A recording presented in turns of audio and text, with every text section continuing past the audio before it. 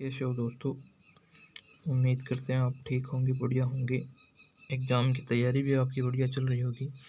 इससे पहले वाले वीडियो में हमने प्रश्नावली 13.1 के सवाल नंबर 8 और 7 करे थे। कौन से सवाल? सवाल 8 और 7 करे थे। अब हम करते हैं क्वेश्चन नंबर 9। क्वेश्चन 9 में क्या दिया हुआ है? साक्षरता दर दी हुई है। ये तो साक्षरता दर है और ये नगरों की संख्या है। कुछ नगर दिए हुए हैं, उनकी साक्षरता दर कितनी है? 45 से 55।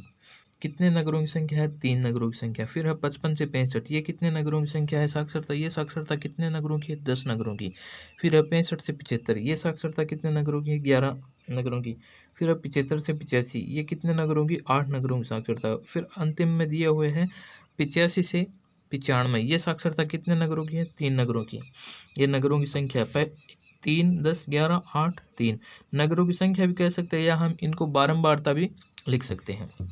इसके बाद हमने क्या निकाला है? वर्ग चिन्ह। वर्ग चिन्ह क्या है? XI कितना आया? पहला 50 आया। देखो 45 प्लस 50। वर्ग चिन्ह कैसे निकालते हैं? इन दोनों को जोड़ते हैं।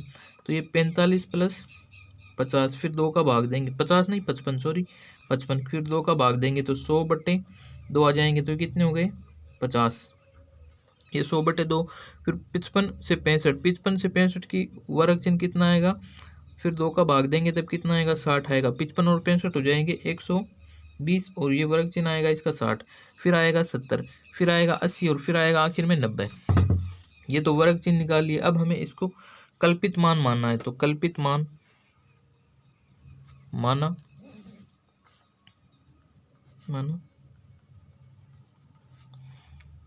कल्पित मान a बराबर कितना है? 70। a बराबर क्या है? 70 को हमने कल्पित मान माना है। कल्पित मान मान लिया। अब हमें ui निकालना है। क्या निकालना है?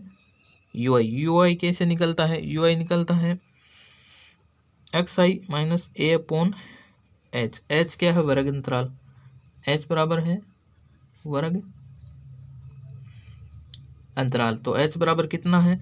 55 में से 45 जाएगा तब कितना बचेगा? 10। 55 माइनस 45 बराबर 10। h बराबर कितना आया? 10 आया। तो XI तो है 50। 50 में से 70 जाएगा, 50 माइनस 70 करेंगे। 50 माइनस 70/10, तो 50 में से 70 जाएगा तो 20 बचेगा माइनस का, और भाग देंगे हम 10 का, तो दो बार भाग जाएगा और एक आया माइनस, तो ये माइनस लगा दिया हमने साथ में। फिर 60 में से 70 जाएगा तो 10 बचेगा, और 10 में 10 का भाग देंगे तब -1 आएगा। फिर 70 में से 70 जाने पर 0 बचेगा। फिर 80 में से 70 जाने पर 10 बचेगा, और 10 में 10 का भाग देने पर 1 आएगा। फिर 90 में से 70 जाने पर 90 माइनस 70 जाएंगे तो कितने बचेंगे?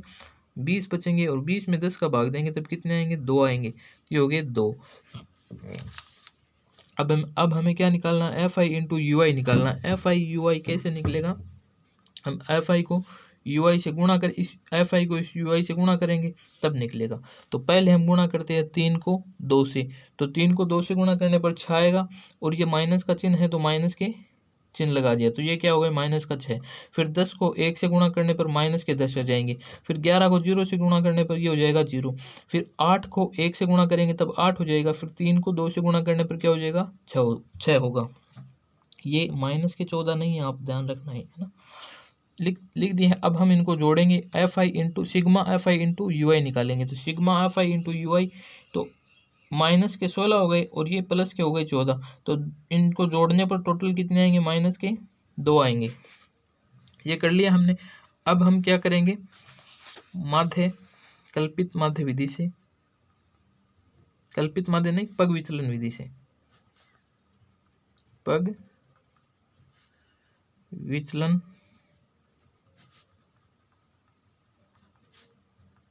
विधि से x बार बराबर h प्लस h नहीं a प्लस h u बार a प्लस h u बार, और u बार क्या है? u बार बराबर है sigma FI into UI upon sigma FI। तो सिग्मा FI क्या है हमारे पास? ये sigma F I into U I तो है -2 और सिग्मा एफ आई क्या है, ये सिग्मा एफ आई है, क्या है, सिग्मा एफ आई है, सिग्मा एफ आई है हमारे पास 35। तो ये कितने आएंगे गुण भाग देने पर, ये भाग देने पर आएंगे 0.057। ये किससे कैसे आएंगे, माइनस के। और समीकरण 1 मान लेते हैं इसको हम, समीकरण 1 से, तब समीकरण 1 से माध्य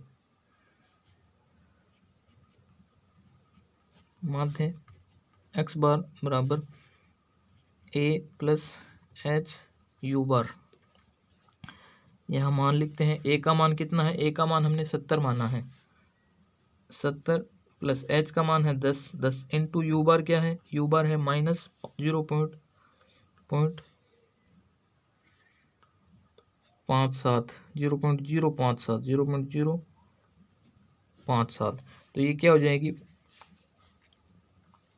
x बार बराबर आएगा 70 माइनस 10 गुणा 0.057।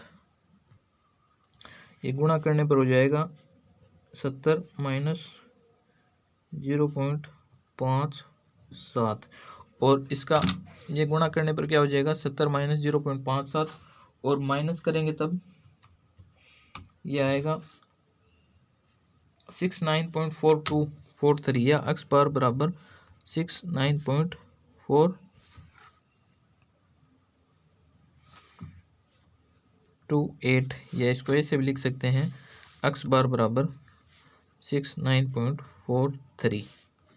ये आ गया माध्य का मान आ गया, अर्थात माध्य साक्षरता दर, माध्य साक्षरता दर होगी। ठीक है, अब मिलते हैं हम अगली क्लास में। अगली क्लास में हम करेंगे प्रश्नावली 13.2 जिसमें बहुलक और माध्य के सवाल दिए हुए हैं, माध्य। तो मिलते हैं हम अगली क्लास में। शुक्रिया, वीडियो देखने के लिए आपका बहुत बहुत शुक्रिया।